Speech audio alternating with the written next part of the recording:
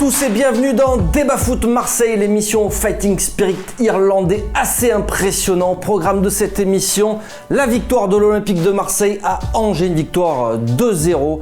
L'avant-match du match face à Bordeaux, ça sera dimanche au Stade Vélodrome. Il y aura les paris, il y aura un gros débat également. Un petit débat en fait, c'est un petit débat sur Villas-Boas et la comparaison avec Elie Bopp, avec qui on va en parler, avec Thierry qui est avec nous. Et salut Ben. Ça va Thierry? Ça va très bien. Et deuxième. Et oui, costard, et le costard, ouais, c'est Monsieur Thierry aujourd'hui. Et voilà. C'est Monsieur. Voilà. Tu Appelez-moi Monsieur pendant toute l'émission. Ouais, on va t'appeler Monsieur. Tu te présentes pour les municipales, c'est ça? Et oui, je me présente au municipal. Bruno Gilles, Martine Vassal. Attention. Wade est avec nous. Salut. Ça va Wade? Ouais, impeccable. Content, oui. moi j'ai pas mis le costard. Hein. Non. Mais j'ai mis une petite chemise quand même.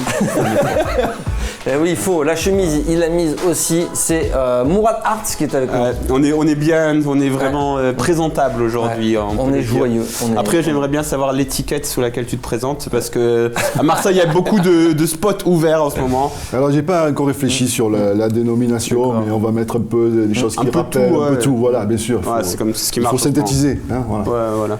Messieurs, on va en profiter une nouvelle fois pour remercier les gens qui nous regardent. Chaque semaine, on a dépassé les 30 000 abonnés. Vous le savez, on va donc vous offrir un maillot d'un joueur de l'Olympique de Marseille. Ça reste encore la surprise. Voilà, on vous annoncera, on sera un petit peu plus précis dans les prochains jours, n'est-ce pas Mourad? Voilà, un maillot d'Olympique de Marseille, on vous l'offre. Il y a le lien en description de cette vidéo, vous cliquez dessus pour participer et il y aura un tirage au sort, ce sera le 23 juste avant Noël. Voilà, on passe tout de suite au décrassage de ce match, de cette victoire face à Angers. Allez, c'est tout de suite.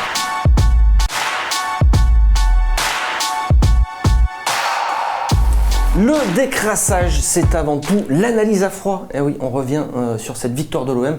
Que retiens-tu Thierry de cette victoire de l'OM? Je retiens qu'on a enfin vécu un match sans trop trembler et que ça c'était très plaisant. De voir la confirmation de la bonne forme de l'Olympique de Marseille, ça fait super plaisir. Prendre ses distances avec des concurrents, c'est magnifique. Et puis après, on a noté effectivement un petit ajustement tactique par rapport au jeu d'Angers. Et moi, je trouve que ça a été un jeu un peu dangereux. Voilà. Si on revient un peu là-dessus, si Mandanda ne fait pas... trembler non plus. Pas trop trembler parce que ça intervient relativement assez tôt, là cet arrêt de Mandanda, mais s'il ne fait pas l'arrêt, qu'est-ce qui se passe derrière? Nul ne peut le savoir. Et je ne suis pas sûr qu'on aurait forcément tressé autant d'éloges à André Villas-Boas, dont je ne remets pas en question le travail, mais sur cette façon de faire. Quoi. Ça aurait pu se retourner contre lui. C'est marrant parce que, en fait, moi j'ai absolument pas tremblé. Enfin, si, en fait, c'est vrai que les 10-15 premières minutes, je me dis, qu'est-ce qu'on fait en fait? C'est bizarre. Ouais. Et puis après, on a marqué le but et vraiment, j'ai dit on a gagné le match. C'est bon. Après, c'est fini parce qu'en effet, j'avais eu le bonheur de voir un match d'Angers en intégralité il n'y a pas très longtemps contre Nîmes. Et en effet, c'est une équipe, si tu lui laisses de l'espace, elle contre-attaque bien parce que souvent, Angers, on a souvent, depuis qu'ils sont revenus en Ligue 1, il y a eu la période coup de pied arrêté où ils jouaient très bien les coups de pied arrêtés, etc. Et depuis le début de la saison, on dit Angers, ça joue un petit peu parce qu'ils ont un style différent, où ils ont besoin d'espace, etc. Donc moi, en fait, ce que je retiendrai de ce match, c'est vraiment l'adaptation réussie à l'adversaire. Parce que Rudy Garcia, il a toujours essayé de s'adapter à l'adversaire. Mais par moments, on se disait, c'est pas parce que tu mets le même schéma tactique que ton opposant que tu vas réussir à le contrer. Et souvent, c'était ça avec Rudy Garcia, c'est-à-dire qu'il voulait s'adapter à son adversaire et il le faisait il manquait quelque chose. Alors là, il n'y a rien d'extraordinaire. En fait, le mec se dit, on va laisser le ballon à Angers parce que quand ils ont le ballon, ils savent pas quoi en faire. Et en contre, ils sont bons. Donc le mec il s'adapte et il s'adapte de manière simple. Mais il y a la réussite parce que sur Twitter aussi on m'a un peu interpellé en me disant oui mais parce que tu as dit en effet c'est vrai qu'on peut trembler etc. Cette victoire elle est beaucoup due à la confiance des joueurs, c'est sûr et certain qu'elle est due à la confiance des joueurs, de l'arrêt de Mandanda, le fait qu'en effet Morgan Sanson il tremble pas au moment où il a cette occasion, que Payet il fait la passe au bon moment etc. Il y a la confiance des joueurs mais vraiment Villas-Boas en fait le contraste entre Brest où il savait qu'il fallait aller presser les centraux et qu'il l'a magnifiquement fait et qu'on a eu un football offensif avec lequel on s'est régalé, et celui-là où il s'est dit je laisse le ballon et je vais les prendre à leur propre jeu, moi je dois avouer que ça m'a assez impressionné de voir tant d'adaptabilité tactique réussie. Et moi, c'est ce que je retiens, quoi. J'étais impressionné par ça, vraiment, par Villas-Boas. La différence entre Garcia et Villas-Boas, c'est surtout que ça se... on sentait que chez Garcia, que les consignes n'étaient pas très claires, en tout cas, pas forcément bien comprises par les joueurs. Donc, on sentait que c'était très flou. Là, c'était très clair. Wade, tu retiens quoi, toi, de la performance de l'OM? Déjà, c'est compliqué de passer après les deux analystes. C'est vrai, surtout lui qui a fait un monologue. Il a fait un tunnel. Tu sais, il est là, il te dit ouais, elles sont tellement les émissions, et il parle pendant 10 minutes à chaque fois qu'il prend la parole. Qu'est-ce que tu veux faire? Mais non, mais... faut s'hydrater. Non, mais je veux appuyer un peu... en fait, je suis un peu d'accord... Je suis d'accord un peu avec les deux. Ouais. Thierry, sur le premier quart d'heure, moi j'ai vu qu'on était quand même en difficulté, voilà, parce que le plan de jeu mis en place au départ. Mais on n'est pas en difficulté, il y a une occasion de cette tête, quoi. Ah, mais c'est d'autant plus surprenant. C'est d'autant plus surprenant. Laissez-le parler, s'il vous plaît. Vas-y. Les 4-5 premières minutes de l'OM, c'est l'OM qui fait le jeu. Oui, c'est ensuite Angers qui reprend le. C'est là qu'on se dit, mais c'est l'OM qui laisse le ballon ou si. Mais non, mais tu les Angevins sont en train de monter. Tu te dis justement que. Il y a un problème. Moi, quand tu n'as pas l'information justement sur le système que veut mettre en place le coach, tu te dis il y a un problème quand même. Tu joues dans tes cages quasiment, et en plus de ça, tu es quasiment amorphe défensivement. Tu presses pas trop, tu les laisses venir. Heureusement qu'ils sont pas très très bons et qu'il leur manquait du monde. Qu'il leur manquait 5 joueurs quand même, la moitié de l'équipe. Et tu te dis ouais, c'est pas normal. Et à la mi-temps, quand tu entends Sanson parler et qui t'explique que on les laisse jouer parce qu'ils savent pas faire. Il y a effectivement cette parade de Mandanda qui change tout, parce que et qui change aussi un peu pas l'analyse du truc, mais tu te dis s'il la fait pas, le plan de ça change même l'analyse parce que tu te dis tu te prends le but plan de Villas-Boas, peut-être que ça se joue à rien. Comme en deuxième mi-temps, t'as le coup franc de Alioui. Il passe à ça, il est battu Mandanda. Il y a eu beaucoup plus de maîtrise en deuxième période, j'ai l'impression. Non, beaucoup plus. Mais moi j'ai trouvé qu'il vraiment, moi j'étais absolument pas inquiété. Ah non, moi non plus en deuxième période, pas du tout. Et cette tête, elle m'a sorti un peu de ma léthargie. Oh merde, qu'est-ce qui se passe? C'est vrai qu'on peut être mis en danger. Mais moi je trouvais que défensivement, les Marseillais, j'essayais de voir un petit peu comme ils étaient placés, etc. C'était ultra discipliné, c'était pas beau, c'était pas. Mais moi j'ai trouvé ça ultra rigoriste, et comme tu l'as dit, on sent que les consignes tactiques, elles sont très claires. Et c'était pas beau, c'est pas le football que j'aime, mais j'ai été impressionné par le contraste. Il m'a donné le football que j'aime et il m'a donné le football qui marche derrière Villas-Boas. Oui, juste on aurait pu être mis en difficulté sur un aspect du jeu contre Angers en première période, c'est les centres. On a subi quand même, je crois, 14 ou 15 centres en une mi-temps.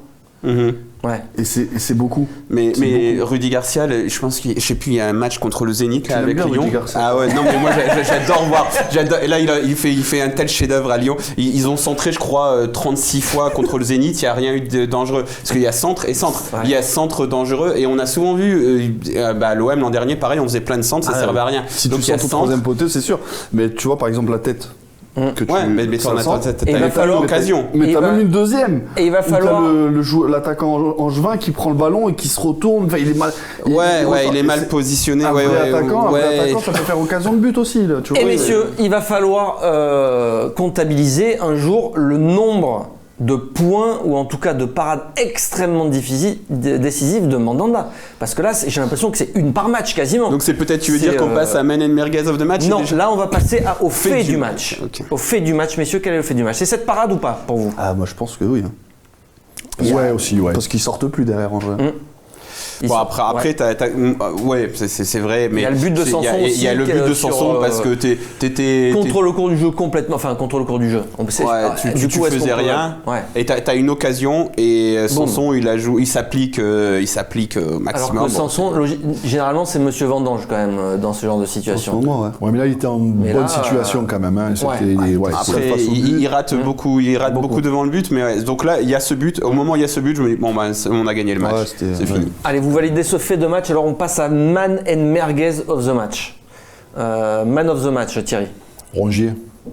Rongier, ouais. J'ai beaucoup aimé Rongier, moi aussi. Je le mets un peu au-dessus de Sanson, même si Sanson marque sur l'activité, sur les qualités footballistiques, sur la vision, sur l'intelligence. Ouais. Est-ce que c'est pas lui qui rend aussi Sanson bon, Rongier, non? Les deux un peu, hein. Enfin ils se complètent bien. Bien. T'as Sanson qui fait quand même un sacré match aussi. Ouais. Moi, je vais me refaire les 2 derniers matchs juste pour regarder comment Rongier, Sanson jouent. Parce que je vais faire mon mea culpa. Moi, je les voyais pas jouer ensemble. Je me disais, mais ils vont se marcher dessus. C'est des joueurs qui courent un peu partout. Enfin, comment ils vont se coordonner? Et j'ai pas encore trop compris comment ça se passe. Et ça, je vais m'y intéresser. Ouais. Le garant de la bonne performance des deux joueurs, c'est un peu Strootman aussi. Hein. Il est derrière, il reste devant la défense et puis ça leur permet de se projeter assez haut sereinement. Et Strootman ne prend pas de risques, parce que c'est souvent le débat là, puisque effectivement Camara, Strootman en milieu défensif, etc. On a vu à un moment donné Camara être un peu trop audacieux. Hein, il en dribble un et puis sur le deuxième il se fait prendre le ballon. On aurait pu, ça aurait pu nous coûter cher. Ça c'est quelque chose que Strootman ne va jamais faire. Voilà. Il va toujours prendre de la marge de sécurité, il ne va jamais demander le ballon s'il estime qu'il peut être en danger, et ça c'est une sécurité. Ouais. Et du coup Strootman, vous le trouvez un peu mieux ou pas? On s'éloigne un peu du forcément dans une configuration où tu défends, où tu es amené à subir, où il n'y a pas d'espace. En fait, le problème de Strootman, c'est les espaces. C'est quand il y a beaucoup d'espace à couvrir et il n'a pas le coffre pour le faire, ou il n'a pas la vitesse sur les premiers mètres pour combler. Donc là, en effet, il était... Ton man of the match alors? C'est difficile, ouais. C'est sûr que Rongier, il est assez impressionnant. On peut aussi parler d'Amavi. Amavi, on lui a tellement tapé dessus que de le voir enchaîner au moins sérieux. Enfin, le sérieux défensif, c'est déjà quelque chose. Il fait une super, à un moment donné, une montée comme ça, une percée. En fait, il en faisait souvent ça avant. Il est terminé un peu moins bien, quoi. Voilà, en fait, c'est ça. Là, c'est vraiment la confiance. On sent qu'il y a plus de justesse dans son jeu. Mais Rongier, c'est vraiment surtout, c'est le mec à mettre en avant ces derniers matchs. Et puis Payet, il est encore décisif. C'est lui qui est en train de stabiliser en fait le milieu de terrain, parce que ça faisait longtemps qu'on le cherchait, ce milieu de terrain. Et là, on a un milieu de terrain enfin peut-être efficace et complémentaire. Bon, on va voir avec le temps, mais en effet, c'est ultra prometteur ce qu'il montre. Merguez du match. Il n'y a pas de merguez? Là, je suis emmerdé. J'en ai pas. Merguez du match? Ouais, merguez du match. Benedetto, voilà. Je suis pas d'accord. Je suis pas d'accord. Il est sorti Carbo, il a énormément donné en décrochage, en appel. Il s'est toujours proposé en soutien. Il a beaucoup travaillé. Il s'est beaucoup proposé, mais je suis pas tout à fait d'accord pour lui taper dessus non plus, parce que je pense dans le schéma de jeu qui a été. C'est pas un match pour lui. Ouais. C'est pas un match pour lui. C'est vrai aussi. Par contre, ce qui est un peu plus embêtant, mais bon, je lui fais confiance pour corriger ça dès dimanche, c'est le déchet qu'il a eu. Il a eu pas mal de déchets dans ses remises, justement, chose qu'il maîtrise parfaitement. Il a eu pas mal de déchets. Après, c'est pas un match pour lui, donc on va pas lui taper dessus. Hein. Payet, non? Pas de Dimitri Payet, non? C'est Merguez? Non, en man of the match, pardon. Un des man of the match. Ah oui, parce que je fais un retour en arrière en fait. Non, mais l'équipe a été dans son ensemble très satisfaisante, et puis voilà quoi. Il y a pas. C'est vrai que même Benedetto, je trouve ça dur en fait de le. C'est dur, 3-3, c'est dur quand même. J'adore Payet quand même sur le coup d'œil quand il voit Sanson, parce que quand tu regardes bien, franchement le mouvement de Sanson il est à peine amorcé quand l'autre est en train de, il va pour prendre son élan et puis qu'il le voit, ça se passe à une fraction de seconde, et là c'est le talent, parce et c'est aussi la confiance. Il regarde même pas la balle quoi. Il voit l'autre, poum, et elle arrive juste superbe. On sent qu'il se sent bien quoi. Ouais. Il se sent bien, il est à l'aise dans le groupe, il est heureux, il y a des sourires, et Payet c'est un mec qui fonctionne à l'affect, donc dès qu'il sent la confiance du coach et du groupe aussi en général, il te fait des merveilles. Hein. Je crois que c'est un mec qui fonctionne aussi au centre de Rudy Garcia, et là il a fait des réserves. Je crois Allez messieurs, on s'arrête là pour le décrassage, et on va passer tout de suite au pari avec notre partenaire Unibet. C'est tout de suite.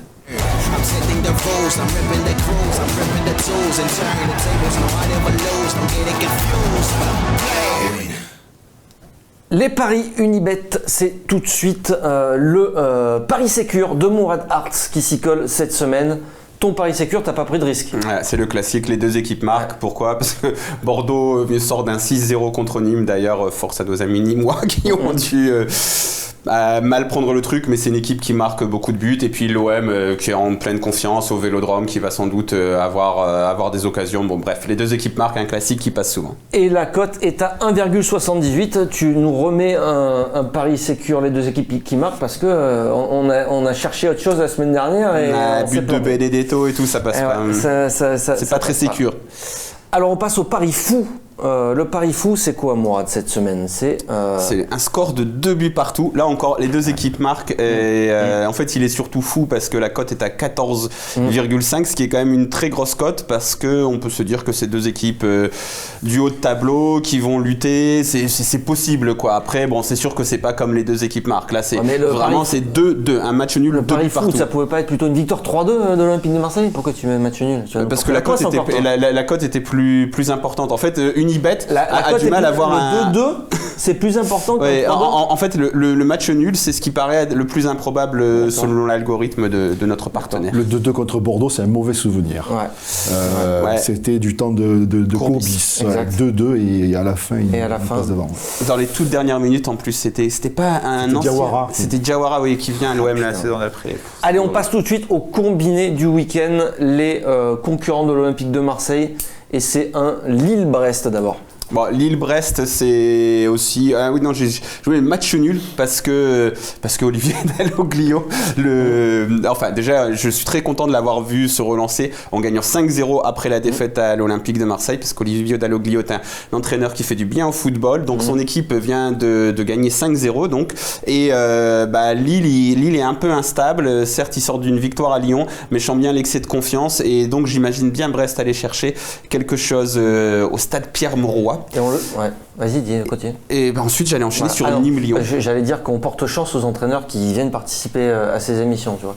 Quand elles sont sans club, elles trouvent un club. Et quand elles sortent d'une défaite, et bam, derrière, boum. Il va falloir prendre un pourcentage. Un pourcentage sur les contrats. C'est dingue, hein, c'est dingue. Ouais. On fait du bien aux entraîneurs. Venez nous voir. Venez nous voir. Venez parler avec nous. Enfin, c'est pour vous, je dis ça. Ensuite, Nîmes-Lyon, donc un entraîneur qui viendra sans doute pas nous voir, que j'imagine vainqueur, parce que malheureusement, même si j'aime bien Nîmes, j'ai une petite affection pour cette équipe, et malheureusement, c'est très dur pour eux là en ce moment. Ils sont vraiment dans le dur. J'avais vu un Nîmes-Metz, je crois, où ça avait fait 1-1. Ils arrachent un peu le match nul. Ils ont du mal dans le jeu. Là, ils sortent d'un 6-0 à Bordeaux d'ailleurs, qui vient chez nous. Et Lyon, donc on sait Garcia, les petits, machin, tout ça. C'est ce qui marche bien. Vous voyez Lyon contre Nîmes, on s'est fait tordre avec Garcia. Ouais, mais c'était l'année dernière quand ils avaient. C'était bien. C'était un autre Nîmes. Lyon aura une grosse pression. Hein. Là, ils sortent d'une défaite. Justement. C'est chaud pour eux là. Mais donc si Nîmes c'est le football de Garcia, tu vois, c'est-à-dire que c'est décevant dans les grands trucs au moment où tu t'enflammes, et puis après quand t'as envie, limite tu dis ok, qui perdent comme ça, je suis bien en colère. Et ben non, il a une petite victoire de raccro de merde qui dit alors vous voyez, les résultats sont là, donc je sens bien la victoire de Lyon. J'aurais mis un nul là sur ce match là, tu vois. Reims-Saint-Étienne, Reims-Saint-Étienne, tout à fait. Reims-Saint-Étienne, donc j'ai mis Reims. Bon, j'ai fait les paris avant que Saint-Étienne cartonne Nice 4-1. Après, bon, je pense. ton pari ou pas? J'aurais tendance. Non, mais Reims, c'est dur, c'est vraiment dur. Donc, j'aurais limite tendance plus à avoir un match nul si Saint-Étienne est en pleine confiance. Mais là, Reims, d'aller. Tu vois, par exemple, le Bordeaux mais la cote, elle a dû vachement changer là. Je pense que c'est possible. Ouais. Bon, allez, au cas où, prenez peut-être le nul. Mais par exemple, le Bordeaux qui est en pleine confiance, ils vont jouer à Reims. Ils ont tout l'effet de jeu dans leur sens. Reims est réduit à 10. Un petit carton rouge de Romao, la spéciale double jaune. Ça, c'est du Romao qui avait aussi marqué un but refusé. D'ailleurs, pauvre de lui. Et au final, Reims, il lâche pas. Et à la 90e minute, ils égalisent. Donc, Reims, très difficile à battre. Donc, j'avais mis Reims, mais peut-être un nul, peut-être. Allez, la cote totale boostée est de 15,06. Et on passe tout de suite. À l'avant-match. Voilà, c'est l'avant-match OM Bordeaux. Mais n'oubliez pas, le pari sécure chaque semaine, c'est penalty pour Lyon.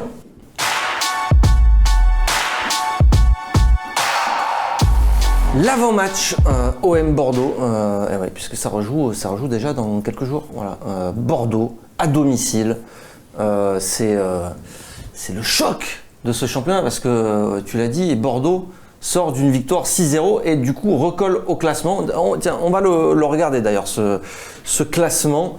Bordeaux qui est troisième, c'est ça ? C'est ça. Donc on peut dire vraiment que c'est un gros choc de ce championnat. C'est pour l'Olympique de Marseille, c'est aussi l'occasion d'avoir 6 victoires consécutives. C'est un nouveau match de gala puisque c'est le deuxième contre le troisième. C'est une magnifique opportunité pour l'Olympique de Marseille de les mettre à 8 points, c'est ça, sur 5 points derrière. C'est vraiment un match sur lequel là il faut vraiment être présent. Il nous habitue à l'être, donc ça sera un beau match. Je pense qu'il va y avoir du monde et qu'il y aura une grosse ambiance et qu'on va bien s'occuper d'eux. Ouais. Alors Bordeaux, tiens Mourad, qu'est-ce que tu peux nous dire de Bordeaux qui reste sur cette victoire écrasante 6-0 ? C'est un peu l'OM du pauvre cette année, si on veut, parce que c'est-à-dire qu'ils ont... Non, en fait, je sais pas comment le prendre, mais ils ont eux aussi un actionnaire américain, mais plus bordélique, c'est-à-dire que McCourt, on peut lui reprocher ce qu'on veut, mais il a mis ses fonds propres et il a fait ce qu'il a dit, alors qu'à Bordeaux, c'est n'importe quoi entre leurs repreneurs, le président qui se planque, les mecs qui apparemment ont un train de vie démentiel, etc. Donc en haut lieu, c'est n'importe quoi, et le tout est sauvé par un entraîneur portugais. Donc c'est un peu comme à l'OM, donc c'est Paulo Sousa qui a des idées de jeu, qui a eu du temps aussi. Il a eu la chance parce qu'il arrive la saison dernière et ses résultats sont très mauvais, mais du coup il a eu du temps pour mettre en place son 3-4-3 très particulier. On voit que c'est bien travaillé, on voit que la manière dont les corps sont placés au moment de la réception des ballons, etc. Il y a du travail derrière. C'est pas toujours flamboyant, mais ils ont quelques très bons jeunes. Donc j'aimais bien le Sud-Coréen Wang qui est sorti de l'équipe ces derniers temps parce qu'il est remplacé par Adli qui est un très bon joueur, il a un petit truc zidanesque, sans aller jusqu'à la comparaison, mais dans son jeu c'est un peu un meneur de jeu, c'est quelqu'un de très talentueux. Et devant Josh Maya qui était un mec que beaucoup ont dû découvrir avec une série Netflix qui s'appelait Sunderland Till I Die, qui venait de Sunderland et qui a mis du temps, un petit peu un jeune anglo-nigérian qui commence à marquer. Il a mis un trick, donc c'est sérieux, c'est discipliné, ça prend des points. Ils ont été mis en difficulté par les équipes qui les pressent haut parce qu'ils essayent toujours de ressortir de derrière, et je pense que si l'OM joue ce match comme ils ont joué Brest, ça peut peut-être donner quelque chose, en sachant que quand même les centraux de Bordeaux sont un peu plus talentueux. Il y a quand même du Koscielny, du Pablo, des mecs qui ont quand même un peu...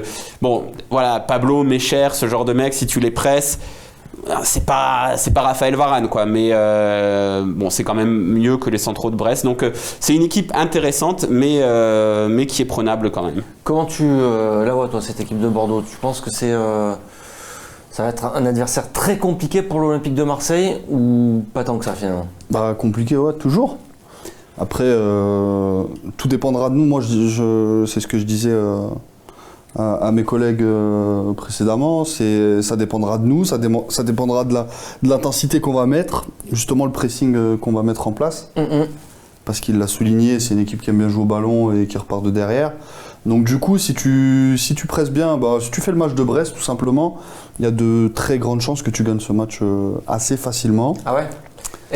Bordeaux, ils ont plus d'arguments quand même. 6-0 quand même, c'est pas rien. C'est une équipe qui arrive à mettre 6 buts dans un match. Contre Nîmes c'est pas rien, c'est pas une petite victoire comme ça quoi. Contre Nîmes qui va pas bien. Nîmes ça va très très mal. Ouais. C'est vraiment un niveau, c'est affolant. Non mais après je pense c'est jamais facile de mettre 6-0 à une équipe, ça c'est vrai. Et très facile. Et Bordeaux a quand même plus d'arguments que Brest, parce que Brest j'avais mis un tweet où j'avais mis Villas-Boas a mangé Dalloglio et beaucoup de monde a mal pris ça, mais je suis le premier à défendre Dalloglio, que je trouve qu'il a un mérite incroyable de faire ce qu'il fait avec ces joueurs-là. Et Paulo Sousa, lui, il a quand même des joueurs quand même au-dessus. Donc lui, il a peut-être ce que Dalloglio, il a eu du mal, et après le match, il a expliqué aussi, forcément, il y a des moments, mes joueurs auraient dû comprendre mieux la situation, ils auraient dû réfléchir, etc.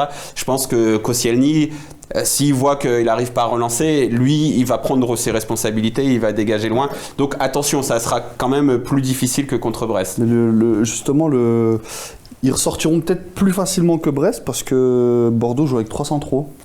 Ouais. C'est toujours plus facile de faire circuler le ballon derrière quand tu as 3 défenseurs centraux et puis que tu as un mec comme Koscielny qui tient la baraque, qui a une énorme expérience international déjà. Donc, je sais pas, on va voir. Hein, ça dépendra, je t'ai dit, ça dépendra de nos joueurs. Hein. Moi, je suis persuadé que si on fait ce qu'il faut et on met l'intensité qu'il faut et qu'on respecte vraiment les consignes comme elles sont données, je pense qu'on doit le gagner. En plus de ça, on a le public qui est présent. On est au stade Vélodrome, c'est jamais facile. Les équipes maintenant, quand elles viennent au stade Vélodrome, elles commencent à avoir peur. Contrairement à quelques semaines passées ou quelques mois passés, aujourd'hui, on sent une vraie force au stade Vélodrome. Et ça, il ne faut pas l'oublier aussi. Moi, je ne veux pas perdre de vue quand même qu'on a beaucoup de tirs, on a parlé de 34 tirs contre Brest, mais en termes d'occasions très franches, on est encore très limité. Contre Brest, ça va quand même. Contre Brest, ça va. Mais je vois, à Angers, c'est... Bon, on s'en sort bien, mais on n'a pas non plus... Il y a une super occasion pour Radonjic. Sur la fin, il y a un tir de Sanson qui passe juste à côté, qui est un peu sur la fin aussi, mais bon, on n'est pas transcendant non plus dans les occasions franches, nettes, quoi. Et ça, je me méfie un peu, quoi. Alors Thierry, est-ce que Bordeaux c'est encore un rival de l'Olympique de Marseille? Ça a été un rival il y a des années. Non. D'ailleurs, il fait pas bon être rival de l'Olympique de Marseille. Non, mais c'est vrai. Je veux dire, tu prends l'histoire, tous ceux qui ont été rivaux sont partis dans les fossés de l'histoire et ils sont plus là que dans les livres d'histoire, quoi. Je veux dire, et ça sera un jour le tour de tous les autres. Bordeaux fait partie de ceux-là. Ils sont allés dans le fossé. Paris, tu penses aussi que ça va leur arriver? Bien sûr. Quand les Qataris vont partir, il y aura un jour, peut-être, il n'y aura plus de Paris Saint-Germain. Comme il n'y a plus de Stade Français, comme il n'y a pas eu plus de Racing, de Toulon, de 7, c'est pareil. Enfin voilà, c'est vraiment pas un bon trip. Donc tu ne conseilles pas aux équipes de devenir rival de l'Olympique de Marseille. Restez tranquille. Restez à distance. Après, c'est quand même un peu dû aussi au fait que l'Olympique de Marseille est un club très spécial en France et que les clubs français ont tendance à avoir une période de gloire et à disparaître après. L'OM est toujours là. Non, parce que même quand ils sont pas très bien. Bordeaux cultive un petit peu cette rivalité.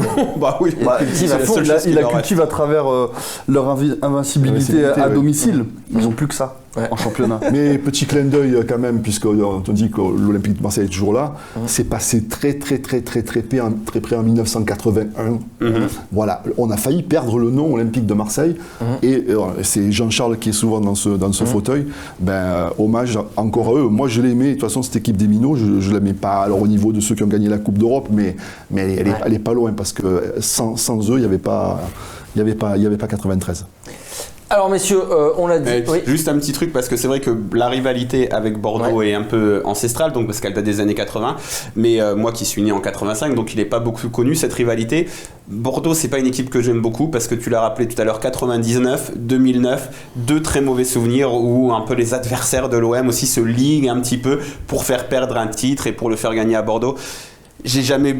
Moi ça me reste un peu en travers de la gorge, et puis en plus c'est un club qui est tellement différent de l'OM, qui est feutré, etc. C'est pas... On a compensé en 2010, puisque sans l'écroulement de Bordeaux en 2010, on n'est pas champion. Merci Laurent Blanc. Merci Laurent Blanc, c'est un écroulement incompréhensible. Alors messieurs, on va remettre le classement pour se faire plaisir déjà. Hein. Ça fait du bien de voir qu'on est deuxième de ce championnat et qu'on a déjà fait un champion de la France non occupé. Tu as envie de l'encadrer, tu sais, tu le mets dans ta chambre. Donc on va le laisser pendant quelques secondes, ce magnifique classement.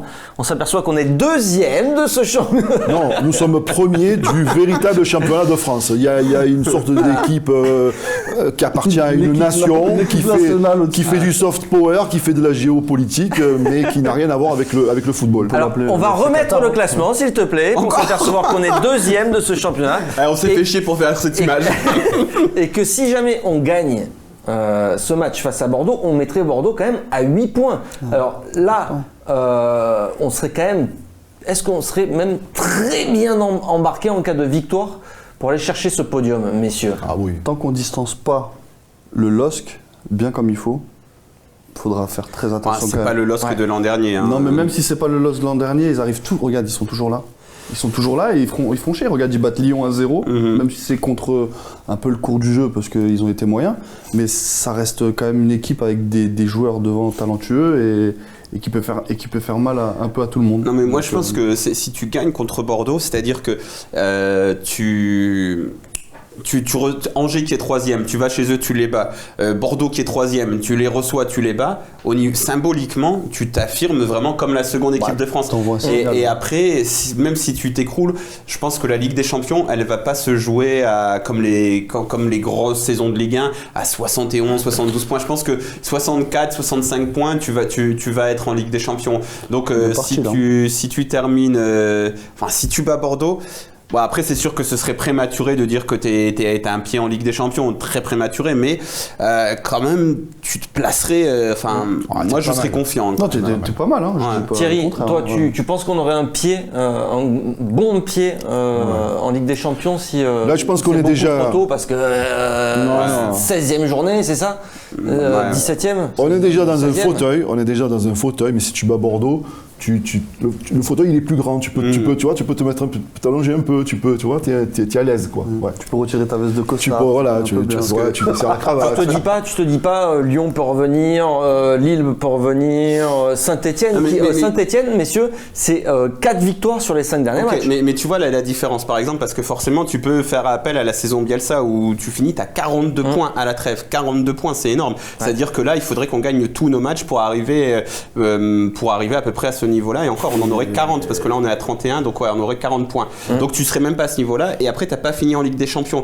Mais pourquoi ? Parce que t'avais Lyon qui découvrait la génération Lacazette, Fekir, Tolisso, Umtiti, c'est des mecs qui sont Barça, Bayern de Munich, Arsenal. T'avais Monaco qui était ultra cohérent avec Ferreira, Carrasco, Bernardo Silva, Fabinho, des mecs très hauts. Et là cette année la concurrence, c'est le LOSC qui est très irrégulier. Alors bien sûr qu'il y a du mérite, etc., mais qui est très irrégulier. Et après, c'est des équipes dont tu sais que ils ont pas tu vois, Saint-Etienne. Là, c'est la deuxième place qu'on veut. C'est la deuxième place. On va quand même qu'on y est. Faut pas quand même trop s'enflammer parce que pour l'instant, parce que on a reçu Lille, on a reçu Lyon, on a reçu Saint-Etienne, on va recevoir Bordeaux et il va falloir après y aller.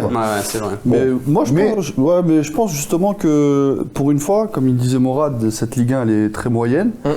Donc pour une fois, je pense que c'est pas en perdant contre les gros au retour vraiment qu'on sera impacté par. Si t'as 9 points d'avance. Plus tu prends de l'avance, plus tu vas pouvoir gérer. Si t'as 9 points d'avance sur Lyon, tu perds contre eux au match retour chez eux. Voilà, ça te laisse un fauteuil quand même. Hein. Le fait que justement l'Olympique de Marseille ait gagné contre les gros cette saison, ça aussi, ça montre la valeur peut-être de cette équipe cette saison. Victoire contre Lyon, contre Bordeaux, contre Monaco, contre Angers qui était second, contre Saint-Etienne, troisième, qui était troisième. Un Saint-Etienne qui était pas au meilleur de sa forme à ce moment-là. Alors est-ce que c'est nous qui sommes meilleurs ou est-ce que c'est eux qui sont moins bons ? On n'était pas au top non plus. Hein. Ouais. Donc ça, pour la valeur de cette équipe, c'est aussi un signe que peut-être que cette équipe. Puis pour le plaisir des supporters, c'est ça aussi, c'est que c'est différent d'être second quand t'as battu Lyon à domicile, Lille à domicile, que d'être second en ayant gagné, en recevant Angers et Nîmes et en ayant arraché des victoires 1-0. Là, ça a une autre gueule quand même d'avoir été chercher ces victoires. Ça t'a procuré des émotions positives. Donc là, pour le moment, je pense qu'on est d'accord pour dire qu'on a vécu quelques mois positifs. Vraiment. Le niveau de jeu est bien meilleur, de toute façon, que l'année dernière, c'est clair. Non, mais là, c'est clair. Messieurs, pour terminer cet avant-match, on va juste dire un petit mot sur la compo quand même de l'Olympique de Marseille. J'avais oublié ça. Oui, je sais que tu l'avais oublié, Mourad. Non, parce qu'il l'avait pas mis dans le programme. Donc j'ai dû retaper le programme et rajouter cette petite ligne. Moins 500 €. Putain, ça fait cher. Ça fait beaucoup sur mon salaire. Quel compo, messieurs ? Vous voyez des changements ou pas ? Il peut y en avoir peut-être sur le côté droit si Sakai est encore disponible. On verra dans les prochains jours. Posons cette question. Alvaro, est-ce qu'il faut le réintégrer dans le 11 ou pas ? Oui. Oui ? Pour moi, oui. À la place de qui ? Alors si c'est c'est à la place de qui ? Moi, je sors Tchaleta et je garde Camara. Tchaleta, le match qu'il fait ce week-end, avant-hier, c'est quand même... il a fait 0 faute, il a été impeccable. C'est dur, hein, tu vas le sortir. Non, mais voilà, c'est dur. Non, mais tu le sors, la question, tu le sors, c'est une punition en fait pour lui là. Ou alors tu te dis, je remets Camara au milieu de terrain. Enfin voilà, la seule alternative c'est ça. Mais après, tu sanctionnes Strootman. C'est très sévère pour Strootman en fait, mais peux te dire que Bordeaux, ça va beaucoup plus vite que Angers, que tu vas devoir jouer différemment, que si tu presses haut, tu vas avoir des espaces, donc il te faut quelqu'un au milieu de terrain défensif, un peu plus athlétique. Et ouais, en fait, moi j'aime bien quand même cette équipe avec Camara au milieu, Alvaro Tchaleta de Sarr en défense. C'est la configuration que je préfère. Donc moi, je serais plutôt pour faire ça. Après, est-ce que, tu vois, par rapport à Strootman, est-ce que ce serait juste par rapport aux dernières performances qu'il vient de faire? Est-ce que tu peux pas lui mettre un coup derrière la tête? Je sais pas, mais Bordeaux, ça court vite, hein, c'est jeune. Pour un match important, je pense, moi, à mon sens, je pense qu'il va rester sur le 11 qu'il a mis en place le dernier match. Aussi. Je pense qu'il changera pas grand-chose. Par contre, pour les prochains matchs, justement, contre Metz ou Nîmes, où tu peux te permettre de faire une petite rotation, je pense que là, il va retoucher un petit peu, il va donner du temps de jeu à certains qui ont moins joué. Surtout qu'Alvaro, ça peut être pas mal aussi derrière si Sakai est pas là, parce que Sakai, il a de l'expérience, mine de rien, et Sarr, il rend des services, etc. Mais il est au niveau défensif, c'est pas la sécurité sociale, quoi. Donc c'est peut-être c'est peut-être pas mal. Alors, si on part du principe que Sakai est disponible et qu'il peut être aligné titulaire au poste de milieu, non, on m'a dit de dire ailier droit. Ailier droit. Donc, qui on met cette fois? On reste sur du Bounassar? Je reste sur Bounassar. Ouais, c'est le plus performant, ouais. Après, il peut peut-être partir sur un schéma comme contre Lyon, genre 4-1-4-1, il met Lopez. Mais bon, je sais pas, Lopez, je le sens un peu en dessous là en ce moment. Ouais. Là, la rentrée qu'il fait à Angers, je l'ai trouvé un peu emprunté, quoi. Le dernier match où il était titulaire, il est quand même... C'était à Toulouse, le dernier match où il était titulaire. Plus que moyen. Il a été plus que moyen. Trop de pertes de balles, même si c'est pas son poste à droite. Mais il y a des situations où une passe simple ou alors temporisée pour faire un centre-retrait, tu dois être capable de le faire, tu vois. Et il l'a jamais fait, il l'a jamais été. Beaucoup Lopez, mais je pense que ça dépend de la configuration du match. Là, il faut que tu presses, et c'est vrai que Bounassar, pour presser, c'est bien. C'est quelqu'un de tonique, qui a beaucoup d'énergie, qui peut faire du mal, je pense, aux Mécher, Koscielny, etc. Allez, on s'arrête là pour l'avant-match et on va passer au petit débat. Est-ce que Villas-Boas et Elie Bopp, c'est pareil? Voilà. Est-ce que c'est pareil ou est-ce que c'est pas pareil? Allez, on en parle tout de suite.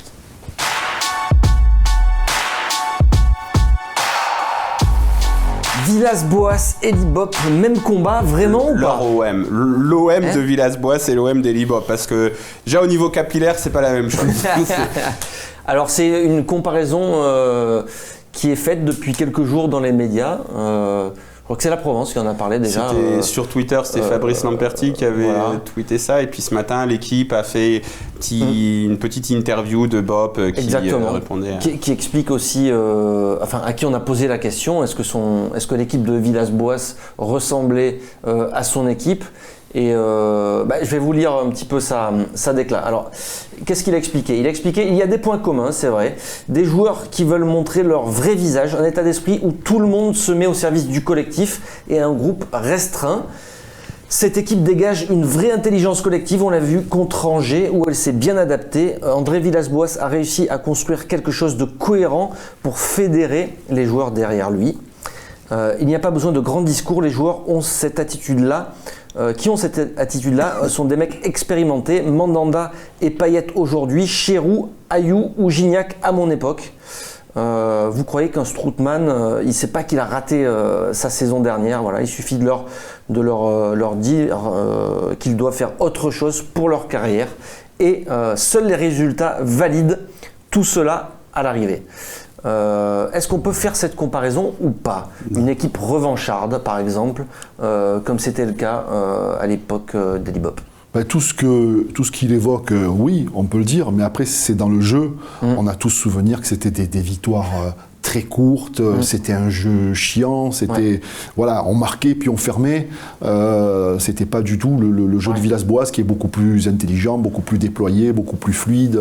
On sent qu'il y a des schémas, on sent que voilà, tout n'est pas tourné vers la solidité défensive. Et si on voit le match contre Angers, ici, alors on va pas remettre le classement, même si ça nous fait plaisir, mais et puis on a enlevé une colonne sur le classement, c'est le goal average. Ça veut dire quelque chose quand même. On ne met pas non plus des tonnes et des tonnes de buts. Non, mais c'est aussi, on a pris la gifle à Paris qui nous a pas aidé au goal average. Donc déjà, si tu retires ce match, on va pas parler comme ça. On défense. Oh là là, Rudy. Non, mais je veux pas parler comme Rudy, mais attends, tu le dis toi-même. Mais est-ce qu'on méritait de le gagner ou on méritait de le perdre? Non, mais attends. 9 fois sur 10, 8. Vous êtes d'accord avec moi que Titi il était en train de dire tout à l'heure, on les compte pas le PSG. C'est vrai, on les compte pas. Non, on est premier de notre championnat. On est premier de notre championnat. Donc, si on est premier de notre championnat, on peut dire que le 4-0 ne compte pas. Ouais, c'est vrai, t'as raison. Et le goal average, on a plus 8, je crois, ou un truc comme ça. D'ailleurs, André Villas-Boas voulait pas le jouer ce match. En plus. Voilà, et il le dit encore là après Angers. Mais si tu regardes bien les goals average, chaque année, il faudrait envoyer les minots en fait. T'as que Lyon qui est à plus 9, je crois, mais tous les autres sont pas très loin ils sont juste au-dessus du positif. Il y a une équipe qui a plus 10 aussi, je crois, je sais plus. Oui, en plus, on n'a pas le goal average quoi, sur ce. Cette comparaison, tu la comprends ou pas? En termes d'état d'esprit, oui. Après, en termes de jeu, non, pas du tout. Pas du tout. Non, un peu comme Thierry, c'est le jour et la nuit, ça n'a rien à voir. Donc, je sais pas dans quel sens. Je pense que c'est par rapport à l'efficacité et par rapport à une équipe qui n'avait pas trop changé. Il reprend les mêmes joueurs, des joueurs revanchards. Alors Bielsa, donc dans ce cas-là, Bielsa il reprend l'effectif identique quasiment et puis derrière il te fait une saison. On n'a pas non plus joué à la Bielsa. Non, mais je parle pas de joueur. Non, mais c'est vrai que si tu te dis est-ce que ça ressemble plus à l'OM de Bielsa, enfin. Ça ressemble pas à l'OM de Bielsa. T'as pas l'enflammade, t'as pas ce truc extraordinaire où t'es en feu. T'es en feu, tu te sens plus. Tes pieds touchent plus le sol. T'as pas ça. Donc c'est vrai qu'il y a un peu un truc ça. Le truc moi que je reconnais un peu similaire à Bob, c'est que plusieurs fois au stade j'ai dit non, on a gagné, c'est bon. Il y a des moments où je sais qu'on a gagné. Je sais que rien va nous arriver. Mais après, je suis d'accord avec Thierry, ça n'a rien à voir avec Monsieur Audibert. On a dit qu'on t'appelait Monsieur Audibert. Ça n'a rien à voir en fait dans les émotions que ça te procure. En fait, il procure quand même des émotions Villas-Boas. Et puis il y a aussi de l'adaptabilité tactique. Parce que Bob, il y avait pas. Tu rentrais, tu essayais de marquer un but et puis tu fermais tout. Et puis Gignac, il allait peut-être en mettre un. T'avais peut-être un but sur corner, un truc comme ça. Il n'y avait rien, il n'y avait pas d'adaptabilité, tu jouais tous les adversaires de la même manière. Brest, au Vélodrome, tu les aurais pas pressés, tu les aurais laissés un peu développer leur truc, tu aurais fermé derrière et tu aurais mis un but sur coup franc ou sur corner ou Gignac en contre ou un truc comme ça. C'est ça la différence, c'est que là, avec Villas-Boas aussi, on se régale au niveau tactique, c'est-à-dire vraiment, moi, ces 2 derniers matchs, j'ai été impressionné par ce qu'il a fait tactiquement et c'est ça la grosse différence. Après, il a peut-être plus de matière aussi. Oui, mais enfin, on parlait. Oui, il y avait des bons joueurs quand même. Du temps de Bop. Mais on parlait quand même à l'époque de victoire à la Marseillaise. C'était vraiment un style. Moi, je me rappelle, j'avais fait un billet même tellement c'était pourri, j'avais mis victoire à la Merdeillaise, tu vois. Là, tu peux pas le dire là aujourd'hui sur les victoires olympiennes, quoi. C'est pas possible, quoi. Et puis d'ailleurs, Elie Bop a été honnête en début de saison. En parlant justement de la tactique de André Villas-Boas, qui connaît parfaitement apparemment, il disait justement que c'était c'était un système et un jeu très complexe et qui était très difficile à mettre en place.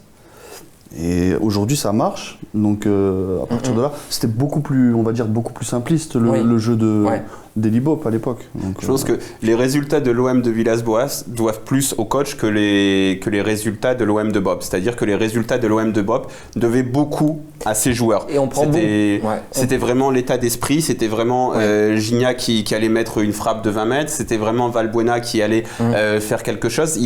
Ou alors c'était Nkoulou Diawara ou Nkoulou Lucas Mendes derrière qui fermait de chez fermé.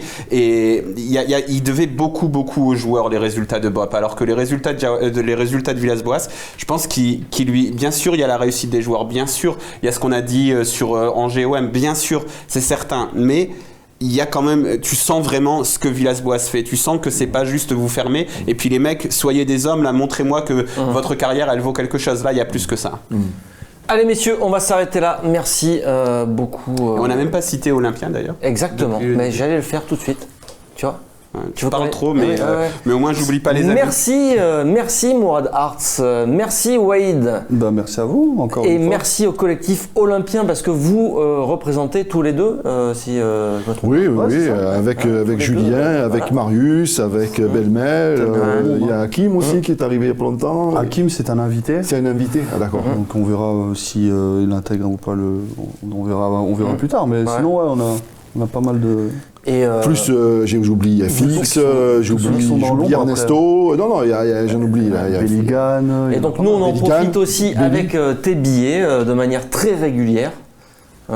J'essaye d'être régulier, voilà, au moins. Quand est-ce que tu nous refais un marathon Non,